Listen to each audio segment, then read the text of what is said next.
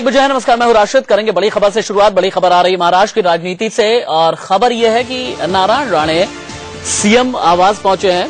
Narayan Rane party और पद से इस्तीफा देने के लिए पहुंचे हैं, ये ऐसा बताया जा रहा है। कांग्रेस से नाराज चल रहे हैं, सीएम से नाराज चल रहे हैं। सीएम के मनाने के बाद भी बार बार मान नहीं रहे। आपसे थोड़ी देर पहले की तस्वीर हम आपको दिखा रहे हैं। महाराष्ट्र के उद्योग मंत्री हैं नारायण राणे। पृथ्वीराज चौहान मंत्रिमंडल से इस्तीफा दे सकते हैं, पार्टी के पदों से इस्तीफा दे सकते हैं। हालांकि राणे ने कांग्रेस में बने रहने का निर्णय लिया है। बीते दिनों राणे से जब पूछा गया कि क्या आने वाले विधानसभा चुनाव में पार्टी के लिए चुनाव प्रचार करेंगे, तो उन्होंने कहा कि आज यानी सोमवार को अपनी भावी योजनाओं की वो घोषणा करेंगे। उन्होंने साफ किया है कि कांग्रेस में ही बने हुए हैं और किसी दूसरे दल में नहीं जा रहे।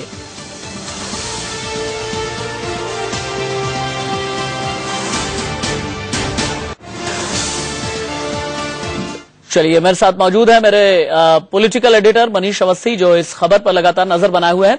मनीष, का ये मान लिया जाए कि सीएम के मनाने के बावजूद भी नारायण राणे नहीं मानेंगे, और अगर नहीं मानेंगे तो उनका अगला महाराष्ट्र की राजनीति में पॉलिटिकल कोर्स ऑफ एक्शन क्या होगा?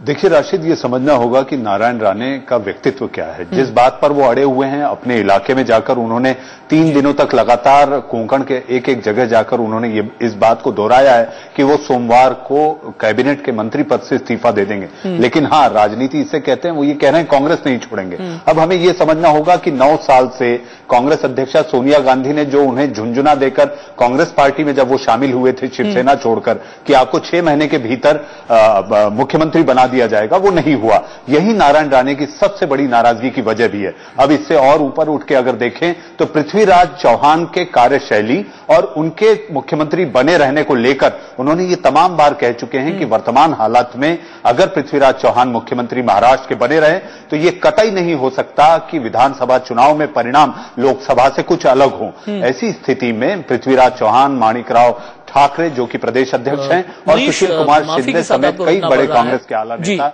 मनीष, माफी के साथ आपको रुकना पड़ रहा है। मेरा एक सवाल है आपसे, क्या ऐसी कोई खबर है आपके पास कि नारायण राणे ने इस्तीफा दे दिया है? देखिए, नारायण राणे गए तो इस्तीफा लेकर ही हैं मुख्यमंत्री से मिलने। माफी के साथ आपको रुकना पड़ रहा है। मेरा एक सवाल है आपसे, क्या ऐसी कोई खबर है आपके पास कि नारायण राणे ने इस्तीफा दे दिया है? देखिए, नारायण राणे गए तो इस्तीफा लेकर ही हैं मुख्यमंत्री से मिलने। हालांकि सूत्र ये बता रहे हैं कि नारायण राणे को मनाना बेहद मुश्किल है, वो नहीं मानेंगे, क्योंकि वो उनकी जो मांग है वो मांग है पृथ्वीराज चौहान का रिप्लेसमेंट। ऐसी स्थिति में कांग्रेस हाईकमान ने ये साफ कर दिया है कि पृथ्वीराज चौहान के नेतृत्व में ही विधानसभा चुनाव लड़े जाएंगे। तो संकेत साफ है कि नारायण राणे इस्तीफा देकर ही बाहर निकलेंगे, क्योंकि उनके घर पर कार्यकर्ता तमाम फूलों के गुच्छे लेकर पहुंचे हुए हैं कि आगे की रणनीति पर वो अपने कार्यकर्ताओं के साथ बैठकर फैसला लेंगे। राशिद, आने वाले विधानसभा चुनाव में नारायण राणे का सीधे तौर पर भी अगर पार्टी के लिए विधानसभा चुनाव में भागीदारी नहीं होती, अगर वो पार्टी में बने भी रहते हैं, तो आने वाले विधानसभा चुनाव में कांग्रेस के लिए कितनी परेशानी या कितना नुकसानदेह हो सकता है ये?